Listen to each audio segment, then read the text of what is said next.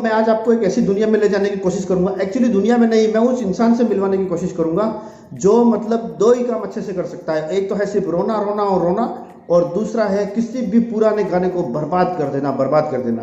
तो मैंने उसकी नज़र से कुछ ऐसे 4-5 गाने छुपा के भी रखे हैं। कहीं अगर उसको पता लग गया कि ये भी पुराना गाना है तो रिमिक्स के नाम पर उसकी चटनी बना देगी, और वो चटनी ऐसी होगी कि ना सूंघ सकते हो ना खा सकते हो, बस उसको फेंकना ही पड़ेगा। तो दोस्तों बिना वक्त गवाए अपन शुरू करते हैं नेहा कक्कड़ के बारे में। नेहा कक्कड़, जब पहली बार मैंने इसका नाम सुना तो मुझे ऐसा लगा एक डिब्बे में कंकड़ डाल के उसको हिला दिया गया, कड़कड़ कड़कड़ कड़कड़, बिल्कुल ऐसी ही आवाज़ सुना मैंने। लेकिन फिर मुझे पता लगा कि अच्छा ये नेहा कक्कड़ ये तो सिंगिंग करती है। भाई सिंगिंग क्या करती है? ये सिंग करती है, पूरे गाने की बैंड बजा देती है। पुराने गानों की तो मत पूछिए, इसको देख के स्वर्ग से वो भी किशोर दा और ये सब परेशान होते हैं कि भाई ये किसको भेजा है भगवान तुमने धरती पे। बंद करो, हाथ जोड़ के मैं मोदी साहब से गुजारिश करता हूँ। तो दोस्तों उसके बाद नेहा कक्कड़ को अपने जो ब्रेकअप हुआ था उसका बहुत दुख हुआ, बहुत ही ज़्यादा दुख हुआ। कई बार उन्होंने जो इंटरव्यू देने के लिए गई तो वो अपने सेट को और शो के जो सामान वामान पड़ा था उसको बिखेर दिया और तोड़ दिया था। इतना ज़्यादा डिप्रेशन था उनको। इन दो कामों के अलावा नेहा कक्कड़ एक तीसरा काम भी करती है, वो ये है कि इंडियन आइडल को जज करती है।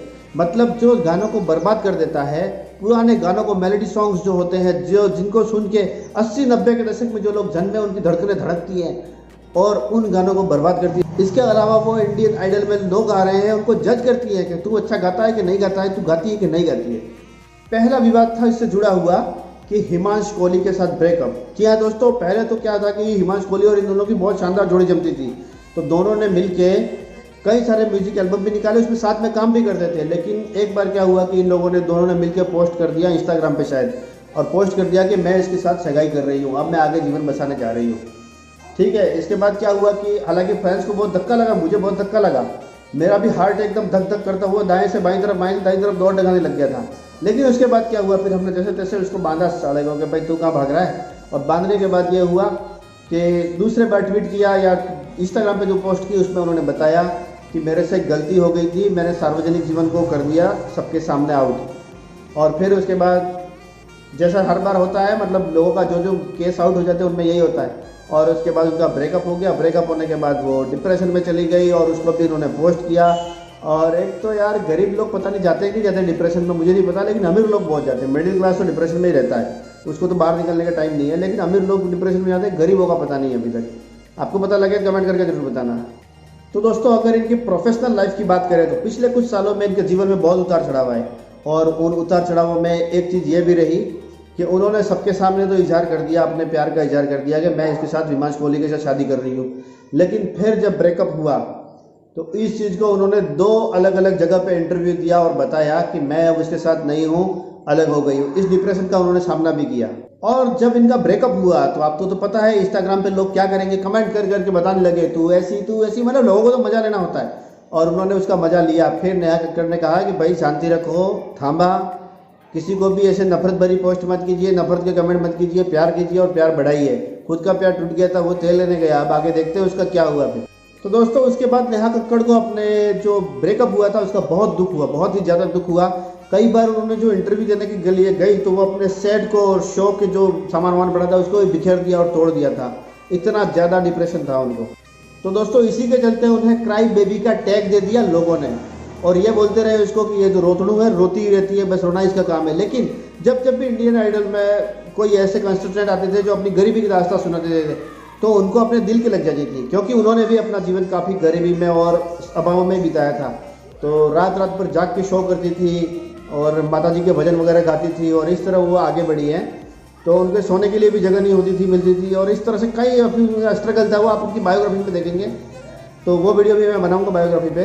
तो काफ़ी स्ट्रगल करने के बाद इनको तो जो कुछ भी सक्सेस मिली, इस वजह से जब गरीब लोग आते थे, जो ऐसे लोग थे जो अभाव में पलते थे और अच्छा गाना वाना गाते थे और वहाँ स्टेज पे आते थे, तो उनको रो के गले लगा लेती थी। इस कारण भी उनको क्राई बेबी का टैग मिला। जैसा कि वीडियो के शुरू में मैंने भी कहा कि ये रोती है, रोते रहती है बस, तो ये इसके बारे में मैंने बताया। और इसके बाद इंडियन आइडल 11 चल रहा था, और उस समय एक कंटेस्टेंट आया और उसने नेहा कक्कड़ को गले लगाया और ज़बरदस्ती गाल पे एक पप्पी दे दी, यानी कि किस कर ली।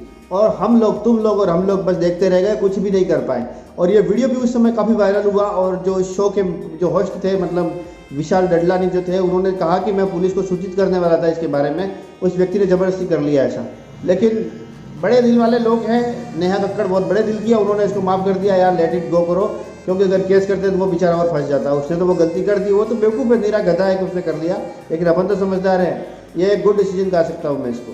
दरअसल वो जो लौंडा था वो कह रहा है, बाद में तो सब यही कहते हैं, वो कह रहा है कि मैं उनका बहुत बड़ा फ़ैन हूँ। अरे मेरे को ये बता भाई, अगर उस आदमी को मौका मिले तो हर एक्टर के सामने जाके यही कहेगा कि मैं आपका बड़ा बड़ा फ़ैन हूँ। और कपिल शर्मा शो में हम देख भी चुके हैं, हर बार जो आदमी आते हैं कहते हैं मैं आपका फ़ैन हूँ, मैं आपका फ़ैन हूँ, आपका फ़ैन हूँ। भाई किसका ऐसी है फिर, किसका टेबल फैन है? बस यही है, सबका फ़ैन है। उसके बाद नेहा कक्कड़ से जुड़ा अगला 5वां विवाद है कि नेहा कक्कड़, जैसा कि आप जानते हैं, इंडियन आइडल 11 को जज के रूप में बैठती है, वहाँ पे जज करती हैं।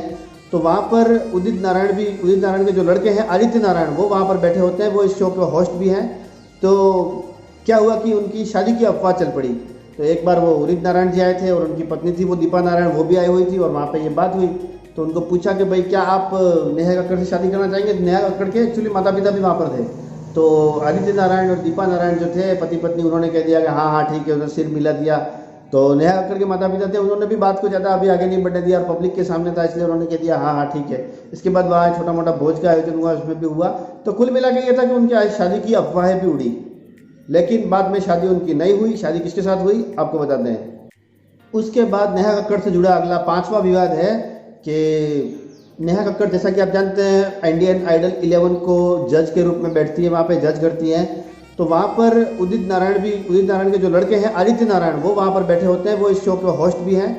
तो क्या हुआ कि उनकी शादी की अफवाह चल पड़ी। तो एक बार वो उदित नारायण जी आए थे और उनकी पत्नी थी वो दीपा नारायण, वो भी आई हुई थी, और वहाँ पर ये बात हुई। तो उनको पूछा कि भाई क्या आप नेहा कक्कड़ से शादी करना चाहेंगे? नेहा कक्कड़ के एक्चुअली माता पिता भी वहाँ पर थे। तो आदित्य नारायण और दीपा नारायण जो थे पति पत्नी, उन्होंने कह दिया कि हाँ हाँ ठीक है, उन्होंने सिर मिला दिया। तो नेहा कक्कड़ के माता पिता थे, उन्होंने भी बात को ज़्यादा अभी आगे नहीं बढ़ने दिया, और पब्लिक के सामने था इसलिए उन्होंने कह दिया हाँ हाँ ठीक है। इसके बाद वहाँ छोटा मोटा भोज का आयोजन हुआ, उसमें भी हुआ। तो कुल मिला के ये था कि उनकी शादी की अफवाहें भी उड़ी, लेकिन बाद में शादी उनकी नहीं हुई। शादी किसके साथ हुई आपको बता दें। और उसके बाद नेहा कक्कड़ की शादी हुई किसी रोहनप्रीत सिंह नाम के एक व्यक्ति से, जो कि सरदार साहब है, और सरदार से उनकी शादी हुई। उसकी वीडियो भी आपने देख रखी होगी, नहीं देखी होगी तो हम आपको यहाँ पर फोटो कुछ इसके साथ शामिल करने की कोशिश करेंगे, आप देखिए। और इसके बाद अब हम चलते हैं कुछ ऐसे तथ्यों की तरफ जो आपने शायद जीवन में कभी देखे या सुने होंगे, जिसको सुन के आपकी आंखें बहरी हो जाएंगी, कान आपके अंधे हो सकते हैं। तो दोस्तों हमारे साथ जुड़े रहिए, पूरा वीडियो देखिए। आगे चलते हैं हम कुछ ऐसे अनसुने, अनदेखे, अनजाने सच की तरफ। तो दोस्तों सबसे पहली जगह है the gates of hell, new Jersey. अब न्यू जर्सी कहाँ है आप सब जानते हैं, अमेरिका में है न्यू जर्सी। सुरंगों और शिविरों के इस नेटवर्क की अपनी कहानी है। लोगों का कहना है कि इसके अंदर लाल आंखों वाला एक गार्ड है जो नर्क के दरवाजे का पहरेदार है। यहाँ जो जाता है उसके लिए नर्क के दरवाजे खुल जाते हैं। कुछ इस तरह से दरवाजे बने हुए हैं, लोग इसके अंदर जाते हैं। मैं ये बताता हूँ कि एक तो ये हो सकता है यहाँ पे कि जो लाल आंखों का गार्ड है वो तो अलग बात है खैर, लेकिन वहाँ पे क्या है कि सीवर वगैरह है, सीवर की लाइन्स हैं, तो इतना जहरीली गैसें होगी कि वहाँ जाके आदमी मर जाता होगा। बाकी मेरे को नहीं लगता यहाँ कुछ होगा। फिर भी सिलेंडर लगा के लोग गए होंगे वहाँ, जाके उन्होंने देख के ये बताया है कि वहाँ लाल आंखों वाला एक गार्ड है। नंबर 2, हाशिमा द्वीप, जापान। जापान का ये द्वीप साल 1974 में अचानक खाली हो गया था, 1974 में। यहाँ कभी माइनिंग हुआ करती थी। आज भी वहाँ लोगों का बचा हुआ सामान पड़ा मिल जाता है। अगर आप कहीं फंस गए तो आपको भगवान ही बचाए। तो दोस्तों ऐसी जगह पर तो होता ही है, क्योंकि आपको मैं बताऊं कि अब भारत में तो अब मॉल वगैरह बन रहे हैं, लेकिन अमेरिका की आप बात करो तो वो हमारे से कुछ कदम आगे ही चलते हैं। वहाँ पर ये स्थिति है कि वहाँ जितने भी मॉल वगैरह बने हुए थे वो अब धीरे धीरे खत्म हो रहे हैं, क्योंकि ऑनलाइन मार्केट वाला शुरू हो गया है। लोगों को जो चाहिए वो ऑनलाइन मंगवा लेते, नहीं तो नज़दीक के स्टोर से ले आते। तो ये बड़े बड़े मॉल में जो जाने का सिस्टम था वो बंद हो गया। तो मॉल बड़े बड़े खंडहर हो गए हैं। आप भी ऐसे खंडहर, ऐसे जगह जानते होंगे जहाँ आपके आसपास शहर में मॉल बन गया, लेकिन वहाँ कोई जाता ही नहीं है। जाता है तो कोई ज़्यादा बिजनेस है नहीं वहाँ पे। तो धीरे धीरे आने वाले टाइम में वो भी खंडहर हो जाएंगे। आप सोचिए कि इतने बड़े मॉल में अगर आप गलती से घुस गए तो क्या होगा। तीसरा है Mexican doll island, Mexico. Mexico के पास एक्सोचिमिल्को नामक एक द्वीप है शायद, जहां कोई ही रुकना पसंद करे। क्यों? क्योंकि यहाँ पर पेड़ पर आपको सैकड़ों टंगी हुई डॉल्स मिलेंगी। कई साल पहले यहाँ एक छोटी बच्ची की डेथ हो गई थी, इसके बाद यहाँ पर रिवाज बन गया है। अब आप देखो उस पेड़ पे, एक तो ये हॉलीवुड की फिल्में देख देख के हमारा दिमाग खराब हो गया है। हॉलीवुड की फिल्मों में डॉल होती है, वो आंखें खोल देती है और जाने क्या क्या हरकतें करती रहती हैं। That's why we are frightened, we are scared. Somalia दुनिया की सबसे खतरनाक जगहों में से एक है। वहाँ किसी के घूमने की सलाह भी नहीं दी जाती। पिछले कुछ सालों में ये समुद्री लुटेरों की वजह से बदनाम हो रखा है। कहा जाता है कि यहाँ लोग यहाँ के समुद्री लुटेरों पर पैसे लगाते हैं। कई लोग यहाँ के समुद्री लुटेरों पर पैसा लगाते हैं ताकि वो बड़े जहाज लूट सकें। उनके पीछे इन्वेस्ट करते हैं, उनको हथियार देते हैं ताकि वो जाके जहाज लूट सके, क्योंकि इन्वेस्ट कम करना है और जहाज का माल दुनिया भर का मिलता है इनको। अभी कुछ साल पहले, आपको पता हो तो या नहीं भी हो ध्यान में, तो इंडिया का एक जहाज भी उन्होंने ऐसे इसी प्रकार वहाँ रोक लिया था, किसी तरह जाके उसको फिर आज़ाद करवाया वहाँ से। इसके बाद अगला है ओडेसा के तहखाने फ्रांस। यहाँ क्या है, तो फ्रांस के ये ओडेसा के तहखाने 2500 वर्ग किलोमीटर 2500 किलोमीटर तक फैले हुए हैं। बहुत ज़्यादा होता है यार 2500 किलोमीटर। इस अंधेरे में भूल भुलैया जो एक बार खो जाए तो उसका मिलना नामुमकिन है। हाल ही में एक लड़की अपने दोस्तों के साथ पार्टी करके शराब पीकर इसमें गई थी और कई महीने बाद उसकी लाश मिली। तो आप समझ सकते हैं कि वो कितना खतरनाक होगा। इस तरह खोपड़ियाँ और ये इस तरह से बना हुआ है, जैसा कि आप फोटो देख पा रहे हैं। तो दोस्तों, ये तो मजाक की बात भी होती है इसमें बीच बीच में। नेहा कक्कड़ के बारे में काफ़ी मजाक कर ली, लेकिन उन्होंने जो गाने हमारे लिए बनाए हैं वो हमारे कई बार हमारे जबान पे रहते हैं, मुंह पे रहते हैं। कई लोगों का मनोरंजन किया, कई लोगों को रोजगार भी दिया। इसलिए नेहा कक्कड़ के बारे में मैंने जो कुछ कहा उसको माथाफोड़ी करने की जरूरत नहीं ज़्यादा। बस आपको लाइक करिए, कमेंट करिए, शेयर कीजिए, और नए हैं चैनल पर सब्सक्राइब कर दिए। और ये 5 जो मैंने आपको ऐसी चीज़ें बताई जो आपने कभी देखी न सुनी, अगर आप इनको जानते हैं या इनके अलावा किसी और चीज़ को जानते हैं जो बहुत डेंजर है, तो उसके बारे में भी आप कमेंट करके बताएं। तो दोस्तों, वीडियो इतना ही था। आज अपन खत्म करते हैं वीडियो को। लाइक कीजिए, शेयर कीजिए, सब्सक्राइब कीजिए। Thank you.